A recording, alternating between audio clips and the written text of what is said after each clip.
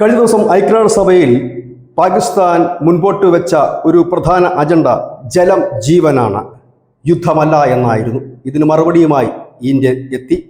India പറഞ്ഞത് കഴിഞ്ഞ 4 പതിറ്റാണ്ട് പാകിസ്ഥാൻ സ്പോൺസർ ചെയ്ത ഭീകരവാദം ഇന്ത്യയിൽ കൊന്നൊടുക്കിയത് 20,000 പേരെയായിരുന്നു, 20,000 ഇന്ത്യക്കാരെയായിരുന്നു.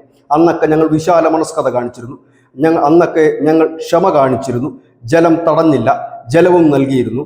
പക്ഷേ ഇനി അത് ക്ഷമിക്കാൻ കഴിയില്ല. ഇത്രയൊക്കെ കൊലപാതകങ്ങൾ ചെയ്തിട്ടും ഇനിയും കൈയും കെട്ടി നോക്കിയിരിക്കണമെന്നാണോ നിങ്ങൾ പറയുന്നതെന്ന് ലോകരാജ്യങ്ങളോട് ഇന്ത്യ ചോദിക്കുകയായിരുന്നു. ഇന്ത്യയുടെ വികസനം തടയാനാണ് പാകിസ്ഥാൻ നിരന്തരം ഇത് ചെയ്തുകൊണ്ടിരിക്കുന്നത്. ഇനി പഴയതുപോലെ ആകില്ല. ഡാമുകൾ പുതുക്കി പണിയേണ്ടിയിരിക്കുന്നു.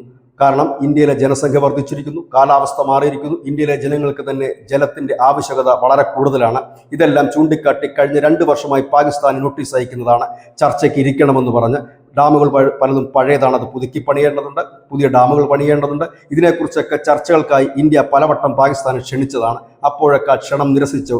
ഇനി ക്ഷണിക്കേണ്ട ആവശ്യമില്ല, കാരണം ഇനി തീരുമാനിക്കുന്നത് ഇന്ത്യയാണ്. ഇവിടെ അനവധി ഡാമുകൾ പണിയേണ്ടതുണ്ട്, പഴയ ഡാമുകൾ പുതുക്കി പണിയേണ്ടതുണ്ട്. ഒപ്പം തന്നെ തീവ്രവാദത്തിന് അതിരുകളില്ല ഇന്ത്യക്ക്. തീവ്രവാദ പ്രവർത്തനം നടത്തി അതിര് കടക്കുന്നവരെ അതിർത്തി കടന്നും തിരിച്ചടിക്കുക എന്നുള്ളതാണ് പുതിയ നയം. അതായത് ഇനിയൊരു ആക്രമണം ഉണ്ടായാൽ തിരിച്ചടി ശക്തമായിരിക്കുമെന്ന് കൂടി UN സ്ഥിരം പ്രതിനിധി പർവതാനി ഹരീഷ് പറയുകയുണ്ടായി. ഏതായാലും പാകിസ്ഥാന്റെ പുതിയ അജണ്ടയാണ് ജലം ജീവനാണ്, യുദ്ധമല്ല എന്ന്. ഏതായാലും ജലം വഴിയുള്ള യുദ്ധവും ആയുധവും വഴിയുള്ള യുദ്ധത്തിനും ഇന്ത്യ സജ്ജമാണ്. അത് പാകിസ്ഥാന് ബോധ്യമായതാണ്. ഇനിയും ആ നില മുൻപോട്ട് പോകുമെന്നും സിന്ധു നദീജല കരാറിൽ ഇനി ഒരു ചർച്ചയില്ല എന്നും ആ ജലം ഇന്ത്യക്കാർക്ക് അവകാശപ്പെട്ടതാണെന്നും കൂടി ഇന്ത്യ UN പറഞ്ഞു വെക്കുന്നു. News desk, news India Malayalam.